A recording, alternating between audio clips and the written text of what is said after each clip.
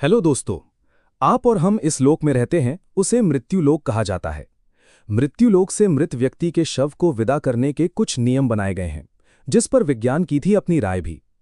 इस वीडियो में देखेंगे लोक अर्थात मृत्युलोक में जन्म लेने वाले हर जीव जंतुओं को एक समय के बाद ये लोक छोड़ना पड़ता है। उनकी मृत्यु जन्म लेने के साथ ही निश्चित हो जाती है। तो यही पृथ्वी लोक का सबसे बड़ा सत्य है।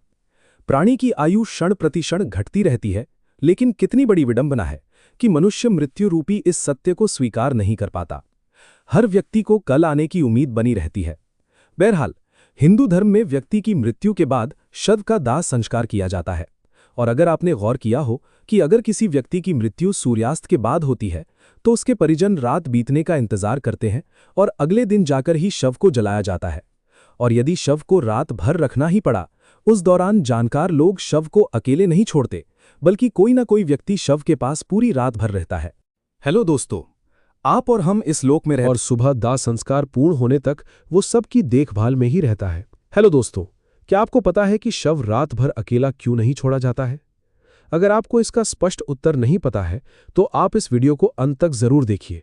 इस वीडियो में मैं आपको विस्तार पूर्वक इस बात का उत्तर दूंगा और पुराणों में शव को अकेला ना छोड़े जाने के पीछे क्या कारण बताए गए हैं वो भी बताऊंगा।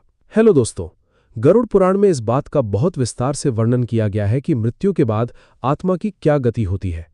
आत्मा कितने दिनों तक अपने छोटे हुए घर में और इस संसार में विचरण करती रहती है, किन सगे संबंधियों के पास जाती है और वो उनसे क्या उम्मीद करती है। ये सब हम किसी और वीडियो में जानेंगे, लेकिन इस वीडियो में हम गरुड़ पुराण के बताए अनुसार मृत्यु के बाद शव को अकेला ना छोड़े जाने के कारणों को जानेंगे। आगे बढ़ने से पहले आप सबसे प्रार्थना है कि अगर आपने हमारे चैनल को सब्सक्राइब नहीं किया हो तो कर लीजिए, जिससे आगे आने वाले वीडियो आप तक आसानी से पहुंच सके। दोस्तों, ये संक्षेप में पहले हम ये जान लेते हैं कि किन परिस्थितियों में शव का दाह संस्कार नहीं करना चाहिए। गरुड़ पुराण में इस बात का भी स्पष्ट वर्णन है कि इन 3 स्थितियों में शव का दाह संस्कार उचित समय के लिए टाल देना चाहिए। पहली परिस्थिति में यदि व्यक्ति की मृत्यु सूर्यास्त के बाद होती है, तो शव को रात भर घर में ही रखना चाहिए और अगले दिन सूर्योदय के बाद ही शव का दाह संस्कार किया जाना चाहिए, अन्यथा आत्मा को सद्गति प्राप्त नहीं होती। दूसरी परिस्थिति में यदि किसी व्यक्ति की मृत्यु पंचक काल में हुई है, तो पंचक खत्म होने के बाद ही शव का दाह संस्कार होना चाहिए, क्योंकि गरुड़ पुराण सहित कई धर्म ग्रंथों में ये कहा गया है कि यदि किसी व्यक्ति की मृत्यु पंचक काल में होती है और सुबह दाह संस्कार पूर्ण हो, तो उस व्यक्ति के घर परिवार कुल खानदान में 5 अन्य लोगों की भी मृत्यु हो सकती है। इसलिए दोस्तों, आपने देखा होगा कि धर्मशास्त्र के ज्ञानी लोग इस समस्या के समाधान के रूप में आटे या कुशा अर्थात पवित्र सूखी घास से 5 पुतले बनाते हैं और इसे शव के साथ ही अर्थी पर रखकर वी की तरह पूरे विधि विधान से शव के खत्म होने के बाद अंतिम संस्कार कर देते हैं। इससे पांचक दोष भी खत्म हो जाता है। पंचक काल में अंतिम संस्कार किए जाने से आत्मा को मोक्ष की प्राप्ति नहीं हो सकती। और तीसरी परिस्थिति में शव का अंतिम संस्कार तब नहीं करना चाहिए जब मृत व्यक्ति का पुत्र मुखाग्नि देने के लिए उपस्थित ना हो और वो यात्रा करके पहुंचने वाला ही हो, क्योंकि पुराणों में इस बात को बहुत ही महत्व दिया गया है कि मुखाग्नि पुत्र के हाथों से होती है तो आत्मा को सद्गति प्राप्त होती है। दोस्तों, अब बिना देर किए हुए आइए जानते हैं कि मृत्यु के बाद शव को अकेला क्यों नहीं छोड़ना चाहिए। इसके पीछे क्या मान्यताएं और वैज्ञानिक तथ्य हैं कि मृत्यु के बाद आत्मा घर में 13 दिन तक निवास करती है। गरुड़ पुराण में बताया गया है मृतक का शव पूजनीय हो जाता है, तो उस व्यक्ति के घर परिवार कुल खानदान में ऐसे में दाह संस्कार से पहले शव को अकेला नहीं छोड़ा जाना चाहिए, अन्यथा ये आत्मा का अपमान होता है। गरुड़ पुराण में यह भी लिखा है कि यदि शिव को चींटियां, कीड़े मकोड़े, कुत्ते बिल्ली इत्यादि से हानि होती है, ऐसे ही कष्ट आत्मा को झेलने पड़ते हैं। इसलिए परिवारजनों की यह जिम्मेदारी बनती है कि मृतक के शरीर की सुरक्षा करें। रात के समय तामसिक शक्तियां ज्यादा प्रबल होती हैं। जब शरीर से आत्मा निकल जाती है तो शरीर निर्जीव हो जाता है। ऐसी स्थिति में ये शक्तियां शरीर को अपने वश में करने का प्रयास कर सकती हैं। इसकी संभावना खत्म करने के लिए किसी व्यक्ति का मृतक शरीर के पास होना जरूरी होता है। तो दोस्तों, अगर वैज्ञानिक कारण की बात करें तो विज्ञान ये कहता है कि जिस कारण आत्मा शरीर को छोड़कर अलग होती है, उसी क्षण से शरीर का क्षय शुरू हो जाता है, जिससे मृतक शरीर से दुर्गंध आने लगती है। इस दुर्गंध को कम करने के लिए और वातावरण धार्मिक रखने के उद्देश्य से मृतक शरीर के आसपास ऐसे में अगरबत्ती, धूप, दीपक इत्यादि जलाए जाते हैं कि ऐसा करने की जिम्मेदारी जो व्यक्ति शिव की देखभाल करता है उसकी होती है, कि इस बात की भी संभावना है कि तंत्र मंत्र करने वाले व्यक्तियों से मृतक शरीर को नुकसान पहुंचाया जा सकता है, जिससे मृत आत्मा भी संकट में पड़ सकती है। इसलिए इसी भी तांत्रिक मृत शरीर के आसपास नहीं आने देना चाहिए। दोस्तों, गरुड़ पुराण में भगवान विष्णु और पक्षीराज गरुड़ के बीच की बात को लिखा गया है, जिसमें भगवान विष्णु बताते हैं कि यदि इन बातों का ध्यान नहीं रखा गया और शव का अंतिम संस्कार सूर्यास्त के बाद या रात में ही कर दिया गया, तो उस व्यक्ति की आत्मा को असुर योनि या पिशाच योनि में जन्म मिलता है और अनेकों कष्ट भोगने पड़ते हैं। व्यक्ति की मृत्यु का और दान संस्कार का समय कितना महत्वपूर्ण होता है, इसका महत्व आप इस घटना से समझ सकते हैं। महाभारत काल में भी भीष्म पितामह बाणों की शैया पर लेटे हुए सूर्य के दक्षिणायन से उत्तरायण में आने का इंतजार किया था और उसी के बाद अपना शरीर त्यागा था, क्योंकि उतरते समय प्रकृति और चेतना की गति से ऊपर की होती है। इसलिए अगर कोई भी अपनी जल्द मर जाए तो ऐसी स्थिति में लाश को लेकर शमशान घाट नहीं जाते।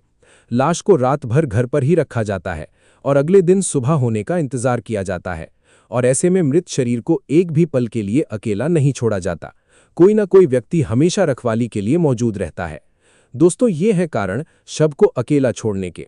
आप इस विषय में क्या राय रखते हैं? नीचे दिए गए कमेंट में जरूर बताइए कि गरुड़ पुराण से जुड़ी आध्यात्मिक बातें आपको कैसी लगी। मरने के बाद आत्मा का क्या व्यवहार होता है? एक बहुत ही खास बात यह है कि मृत्यु के बाद शरीर को तामसिक शक्तियां प्रभावित कर सकती हैं। रात को ये शक्तियां अधिक सक्रिय होती हैं और अगर शव के पास कोई नहीं होगा तो नकारात्मक ऊर्जा मृत शरीर को नुकसान पहुंचा सकती है। अगरबत्ती, धूप, दीपक इत्यादि जलाए जाते हैं कि ऐसा करने की जिम्मेदारी इसलिए शव के आसपास अगरबत्ती, दीपक और धूप जलाना भी इसी वजह से जरूरी माना गया है। विज्ञान की दृष्टि से देखें तो जैसे ही आत्मा शरीर को छोड़ती है, मृत शरीर में सड़न प्रक्रिया शुरू हो जाती है और बदबू फैलने लगती है। मृत शरीर के पास कोई रहेगा तो वो वातावरण को पवित्र बनाए रखने में मदद करेगा। साथ ही ये भी माना जाता है कि यदि शव के पास कोई ना होगा तो तोड़फोड़ या नुकसान पहुंचाने वालों का खतरा भी बढ़ सकता है। ऐसे 3 खास मौके जब अंतिम संस्कार टालना चाहिए। यदि मृत्यु सूर्यास्त के बाद होती है तो शव को रात भर घर में रखना चाहिए और अगले दिन सूर्योदय के बाद ही अंतिम संस्कार करना चाहिए। अगर मृत्यु पंचक काल में हुई हो तो अंतिम संस्कार को स्थगित कर देना चाहिए, क्योंकि इस काल में परिवार में अन्य 5 मौतें भी संभावित होती हैं। इस स्थिति में पवित्र घास या आटे के पुतले बनाकर उनका संस्कार किया जाता है। जब मृतक के पुत्र, जो मुखाग्नि देने वाला हो, मौजूद ना हो और बाद में आने वाला हो, तो अंतिम संस्कार उसी समय तक रोक देना चाहिए, क्योंकि पुराणों के अनुसार मुखाग्नि पुत्र के हाथों से ही हो तो आत्मा को सद्गति मिलती है। महाभारत के भीष्म पितामह का उदाहरण भी इसी सोच को पुष्ट करता है। उन्होंने अपने अंतिम समय तक उत्तरायण का इंतजार किया, क्योंकि माना जाता है कि इसी समय में मृत्यु पाने वाले को मोक्ष की प्राप्ति होती है। यही कारण है कि मृत शरीर को रात भर घर में अकेला नहीं रखा जाता। दोस्तों, ये सब जानकारियां सिर्फ धार्मिक अनुष्ठानों तक सीमित नहीं है, वे हमारी भावनाओं, आत्मा के रहस्यों और जीवन मरण की गहरी समझ से जुड़ी हैं। ये नियम हमें ये याद दिलाते हैं कि मृत्यु भी एक तरह से यात्रा है और उस यात्रा के दौरान सम्मान, सुरक्षा और सत्कार कितना जरूरी होता है। तो अगली बार जब आप किसी के अंतिम समय पर या शव को देखेंगे तो समझ पाएंगे कि क्यों वहां हर पल का महत्व है, क्यों एक छाया बनकर कोई न कोई वहां मौजूद रहता है। ये सिर्फ परंपरा नहीं, बल्कि हमारे भीतर के अदृश्य संबंधों का एक अद्भुत हिस्सा है। आप इस विषय पर क्या सोचते हैं? गरुड़ पुराण की ये आध्यात्मिक शिक्षाएं आपको कैसी लगीं? अपने विचार और अनुभव नीचे कमेंट में जरूर साझा करें। अगर आपको ये वीडियो पसंद आए तो लाइक करें और हमारे चैनल स्माइल गाइस को सब्सक्राइब कर बेल आइकन दबाना ना भूलें, ताकि हमारी आने वाली वीडियोस आपको सबसे पहले मिल सकें। धन्यवाद, और जीवन की इस अनमोल यात्रा में स्नेह और सम्मान के साथ चलना याद रखें। इसलिए